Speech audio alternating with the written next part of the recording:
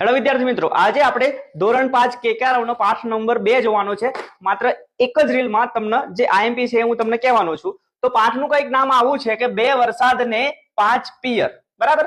તો આ પાઠમાં આપણે વરસાદની વાત કરવામાં આવી છે, વર્ષા ઋતુની વાત આમાં કરવામાં આવી છે. તો જોઈએ તો જે સ્ટાર્ટિંગ છે, સ્ટાર્ટિંગની અંદર એક કવિતા આપણને આપેલી છે, ભાઈ અષાઢી સાંજના અંબર. તો આ જે કવિતા છે એમના જે કવિ છે કોણ છે? ઝવેરચંદ મેઘાણી છે. બરાબર. તો એમનું નામ તમે યાદ રાખી શકો છો. એમના વિશે બીજી જે કઈ માહિતી હોય એ પણ તમે અલગથી તૈયાર કરી શકો છો. બરાબર. પછી એની આગળ એક પાઠ આવે છે નાનો અમથો, ભાઈ લુચ્ચો વરસાદ. બરાબર. તો આ જે પાઠ છે એમના જે લેખક છે તો કોણ છે? ભાઈ આપણા કાકા સાહેબ કાલેલકર. બરાબર. તો તમે આમના વિશે પણ થોડીક વધારે માહિતી એકઠી કરી શકો છો. બરાબર. હવે આ જે પાઠ છે આપણે લુચ્ચો વરસાદ, એના પછી એક મસ્ત મજાની માહિતી આપેલી છે. તો જે આપણે કર્ણાટક રાજ્ય છે એમાં આપણે હુલીલકલ અને કુદુર ગામ છે, ગામ વચ્ચેના રસ્તા પર કેટલા કિલોમીટરમાં? તો 4 કિલોમીટર પર લગભગ 8000 જેટલા વૃક્ષો આપણે વાવવામાં આવ્યા છે. અને આ જે કામ કોને કર્યું છે? તો એક આપણા છે શ્રી 107 વર્ષના છે. કેટલા વર્ષના છે?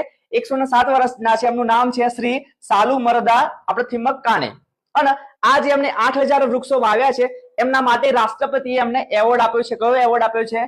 તો ભાઈ પદ્મશ્રી એવોર્ડ આપવામાં આવ્યો છે. તો તમે આમનું નામ યાદ રાખી લેજો. કેટલા વર્ષના છે? 107 વર્ષના.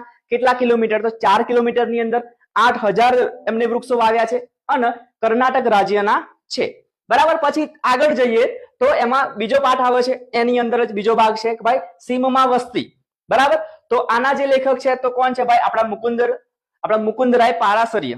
બરાબર. પછી આમાં જે આપણે સીમમાં વસ્તી છે એમાં એક આપણે કેરેક્ટર આપેલું છે અને એ કેરેક્ટરનું નામ છે સામાબાપા પટેલ. મસ્ત મજાની વાર્તા છે, તમે જોઈ લેજો. પછી એમાં એક આગળ પણ એક નાનો પાઠ આપેલો છે, ભાઈ આપણે ચાલો આપણે નીકળીએ પ્રવાસમાં. તો એના લેખક કોણ છે? તો ભાઈ આપણે તુષાર શુક્લ. બરાબર. તો કેટલાક આપણે સમાનાર્થી અથવા તો રૂઢિપ્રયોગમાં આવી શકે છે એવા પ્રશ્નો લખ્યા છે, તો એકવાર જોઈ લઈએ. તો ભાઈ ઉપરવાસ. તો ઉપરવાસ કોને કહેવાય? તો ભાઈ નદીનું વહેણ જે તરફથી આવતું હોય તે પ્રદેશ. પછી મેઘાડંબર, આ ખાસ યાદ રાખજો. મેઘાડંબર કોને કહેવાય? તો ભાઈ વાદળોની જમાવટ. પછી ગરવા તો ગૌરવશાળા. પછી ફોરી આવ્યા, આ યાદ રાખી શકાય એવું છે. ફોરી આવ્યા એટલે ભાઈ સુગંધ ફેલાવી રહ્યા છે. પછી કાવડ. તો કાવડ તમે યાદ રાખી શકો છો, કોની કહેવાય? તો ખાંધે બોજો ઉપાડવા માટે બનાવેલી તુલા. પછી મર, અહીંયા યાદ રાખી શકો છો, થોડુંક યુનિક શબ્દ છે મર. તો મરનો મતલબ શું થાય છે? તો હશે, ભલે, છો ને. બરાબર. આપણે તળ પદાર્થ શબ્દોની તમે માં પૂછી શકે છે.